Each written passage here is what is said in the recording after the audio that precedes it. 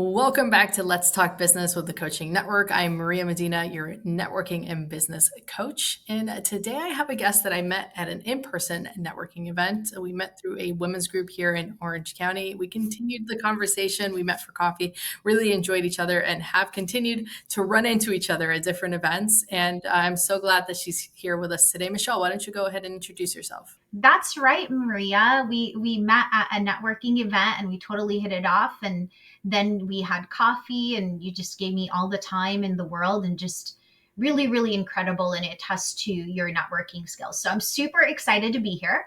I'm Michele. I am the founder of Mindfully Michele Breathwork. I host events and retreats that are centered around nervous system regulation and mind body health overall.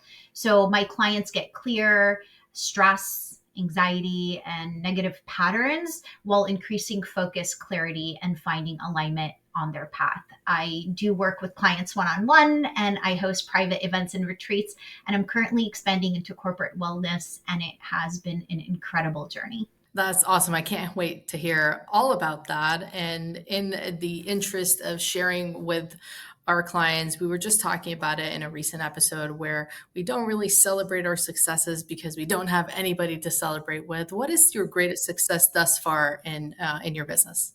Yeah, it's so incredible, Maria, because last year I had this goal that I was going to host my very first retreat. I had been doing events and classes, and I just wanted to host my very first retreat. And I will tell you, last year I ended up hosting two retreats, and I just hosted my third retreat, and it was just completely sold out and so incredible. And I'm hosting my fourth one coming up. So that has been a really big milestone in my business. It's just a testament to how when you just put your mind towards something and you just devote your energy and you just pour your love into it, it can really cultivate into something beautiful. That is amazing and congratulations. I can't believe you're already on your fourth one. I think when we started talking, you were just talking about that first one. Yeah. It grew exponentially, and there's a need, right? There's a need within the community. I think a lot of us are starting to learn more and more about the importance of mind body health and finding balance and reducing stress, and that there are, in fact, practical things that you can apply into your life to be able to balance that out, because we're stressed out people. We live in a stressed out time that's always demanding our attention, and so we need to be able to find our center and balance. And that's what my events do, is they create that space for women, for men, for corporations and teams to be able to really just find that moment to connect with yourself, connect with others, and just recenter. And it's so important what you provide because I came across a video, one of the people that I follow on TikTok, and she was talking about how you can't have good mental health and be successful. And I piped in and I said, I completely disagree. I actually love it when people share stuff like that. I said, I completely disagree because it depends on what you classify as success. And I believe being mindful and taking care of yourself and being able to do that can be a form of success. It just depends on what you see as success being and how you take care of yourself. And ultimately, if you're not taking care of yourself and you're struggling to run your business, how successful can you truly be? And it's subjective, right, Maria? Like everybody's definition of success will differ a little bit. And some person's definition of success is material wealth, whereas another is like having enrichment and family and community. And so, but that being said, I think at the end of the day, we're all seeking the same thing, and we just want to be able to be centered and happy and just be the best version of ourselves. And to me, that's my definition of success.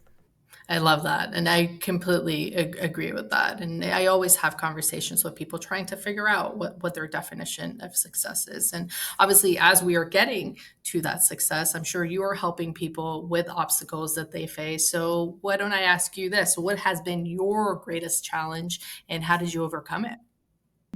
Yeah. That's a really good question. You sent me the questions ahead of time, and I kind of looked over them and I thought about it for a second. And, you alluded to this earlier as well. I think a lot of us as entrepreneurs, we're not prepared and we don't realize that we are going to be on an island on our own doing this stuff alone. For me personally, I came from corporate, and coming from corporate, I'm used to working with teams and members and departments. And so when you start your entrepreneurial journey, you find yourself doing everything yourself. And like your last guest mentioned, it's sometimes we want people to celebrate those wins with, or maybe be able to brainstorm and talk about those setbacks with.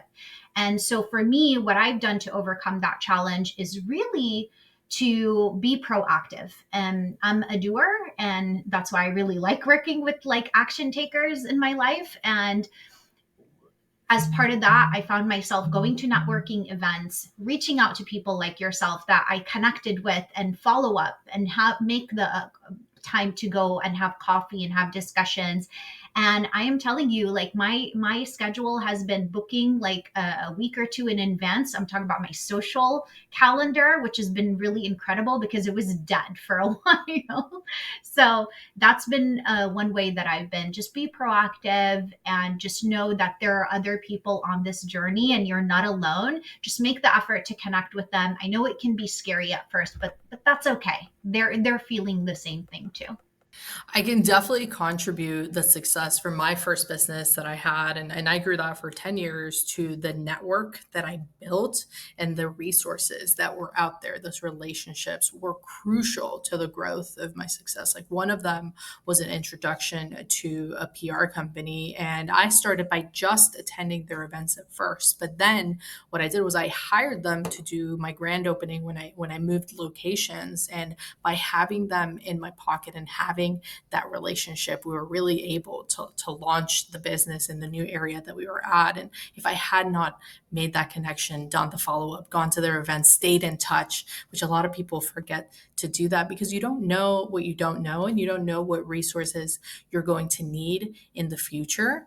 And as again, asking questions of other small business owners that are either in the same boat as you, maybe they're 10 years ahead of you, what can they bring to the conversation? So you mentioned that you didn't know you were going to be stuck in an island of entrepreneurship. So that's one thing you didn't know. But is there anything else that you wish you would have known before you started your entrepreneurial journey?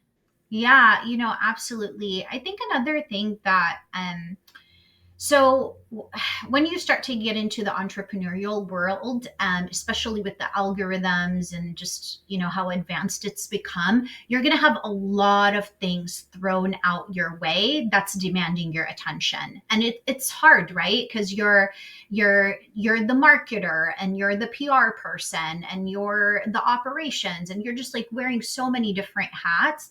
And then in addition to that, you have all these things saying like, hey, I have the solution for you, shiny object syndrome. Hey, I have the solution for you. So for me, I think the other challenge that I faced was,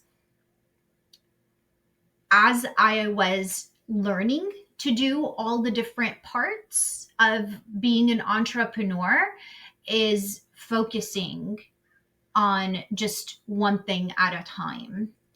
And I think initially I was focusing on too many things, and I was pulled in a lot of directions, and I felt very overwhelmed and I felt drained. And when I took a step back and said, okay, this is my goal, and of course incorporating a lot of mind body techniques that I work with my clients on, to be able to like reflect and see like, what am I working on right now, what is a priority to me right now, and then looking at that and reverse engineering what I needed to do to achieve that, and taking intentional steps in my business while kind of almost putting not those blinders on, but uh, being able to just kind of weed out the noise and the distractions. That really helped me overcome that. I did deal with that for a little bit, and it was a challenge, but it wasn't until I did take those steps that I did start to really notice my business take off and start to notice it pick up in a great way. And you're not alone. I have a lot of clients that hire me either because they are overwhelmed and they don't know what decision to make, or they have been taken advantage of by these companies that are over promising and delivering and expecting these people, these people that have just gone into business, they don't know.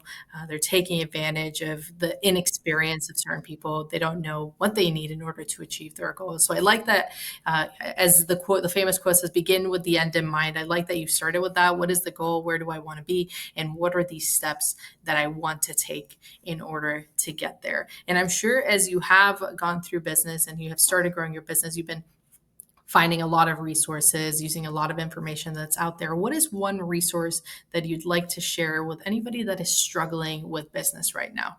I'm going to throw a couple at you. First, I want to give you credit because I took one of your time management skills trainings that you had. I took a couple of trainings with you and they were super duper helpful. So if anybody's on the fence, Maria's awesome. And you gave me some really practical tools that helped me. Second, I've read the self help books, I've listened to the podcast. It's nice to kind of like do a little bit of everything. What I found to be one of the most helpful tools was a book called Think and Grow Rich by Napoleon Hill. It's like one of those books that will stand the test of time. It's timeless. It was written, I think, in 1937, but it still applies to today. And the message is so subtle. It's mindset.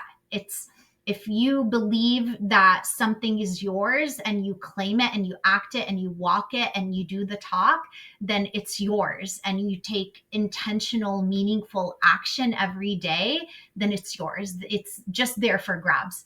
I'm a testament to this. Last year, you and I talked at the beginning of the year. I was thinking about hosting my first retreat. Here I am on my fourth retreat, and it's incredible. So that book was really great. Another resource that I really like is I really like to broaden my horizons. And I think it makes me more relevant when I'm connecting with other entrepreneurs and also business owners as I expand my business. And it's really just kind of knowing what's going on. So I've been listening to Diaries of a CEO podcast, and I get to listen to topics from like history all the way to alien life. It's pretty cool, like it gives you a really diverse spectrum of what's going on in the world. I love that. I'm going to check that out for sure. And disclaimer, I did not pay Michelle to give me a plug, but I really appreciate it. Well, thank you so much. I always like ending the conversation by sharing something unique about the speaker. So I wanted to give you the opportunity. What is a fun fact that you could share with your audience? Okay. There's a few, but I will tell you I'm in a rock band, and I growing up I always loved music, and my I always wanted to be with I always was attracted to guys that played music or were musicians in some way. I ended up marrying a musician slash professional, and he has a rock band, and I help him with backup vocals, instruments, whatever is needed, and we really support each other. He helps me play different instruments at my retreats as well. And yeah, it's super duper fun. That is awesome. I would have never put, because like you're so like down to earth and like chill, a rock band. That is amazing. So thank you for sharing that. And if anybody does want to connect with you after watching this episode, what's the best way for them to reach out to you? Reach me directly on my site. You could connect with me. You could check out my services. We could schedule a call and talk at www.mindfullymichelle with one L.com. Amazing. Thank you again for being here with us today. And if you guys have any comments or questions, make sure to share them in the chat and reach out to Michelle if you're interested in getting to know her better or even her services. Thanks again, Michelle.